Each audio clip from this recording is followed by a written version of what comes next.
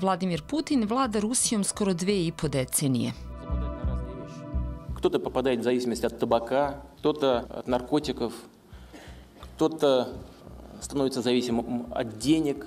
Говорят, что самая большая зависимость от власти. Na predsjedničkim izborima u Rusiji od 15. do 17. marta Putin je spreman da obezbedi još jedan šestogodišnji mandat. Nisu uspeli da ućutkaju rusku opoziciju.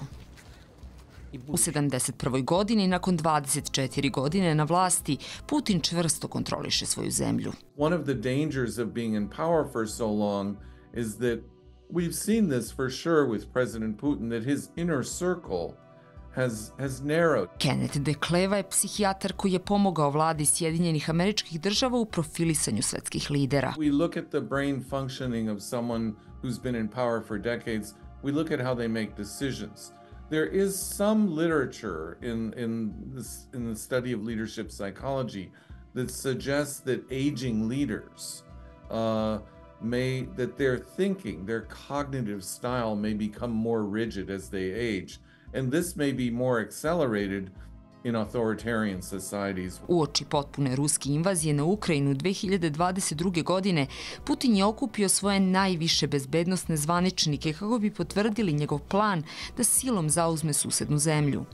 Мы собрались с вами для того, чтобы обсудить ситуацию, которая складывается сегодня на Донбассе. There's much more tendency now toward groupthink and toward confirmation biases where those surrounding Putin tell him what he wants to hear rather than what he needs to hear. And this really came out in that famous meeting that was televised when the war in Ukraine started with his whole National Security Council and him sitting apart from them, where he really just wanted validation. Поддерживаю предложение. Так и скажите, да или нет? Поддерживаю предложение. Any attempt at even asking a question or criticism led to a public humiliation, as we saw with Sergei Narishkin, the head of the SVR, made a comment or question. He was very publicly humiliated on international TV by President Putin. Da. Kada neslaganja izostaju, lider lakše može da napravi pogrešne procene. Neki kritičari su Putinovu invaziju na Ukrajinu nazvali strateškim prekoračenjima zasnovanim na lošim obaveštenim podacima.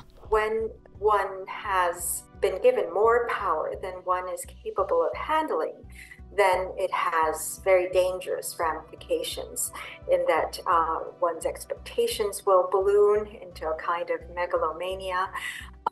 And because these are pathological drives, they don't come from a healthy place. Vlast Vladimira Putina definisana je njegovom sve brutalnijom represijom prema opoziciji. In a frantic attempt to try to fulfill these unfulfillable, unrealistic expectations, one goes to extreme extents. In other words, to persecute others who may bring reality into the picture, to wage wars in order to distract and to devastate population. Nakon što je Putin pokrenuo potpunu invaziju na Ukrajinu, obračun lidera Kremlja sa oponentima dostigao je nivo bez presedana. For the leader to desire that level of power instead of sharing it or delegating it or even becoming tired of it, then one might say that there is a higher likelihood of some impairment being there, that it's either overcompensation for inner feelings of lack or a kind of aggression in terms of a need to control. S obzirom na to da je Putin spreman za peti mandat na vlasti, mogao bi da bude na vlasti najmanje do 2030. godine. To bi bile pune 3 decenije njegove vladavine. Kako se približava 80-im, Putin bi mogao dodatno da pojača svoju represiju u Rusiji. Uz određene psihološke procene može se očekivati da će ostareli lider postajati sve rigidniji i izolovaniji.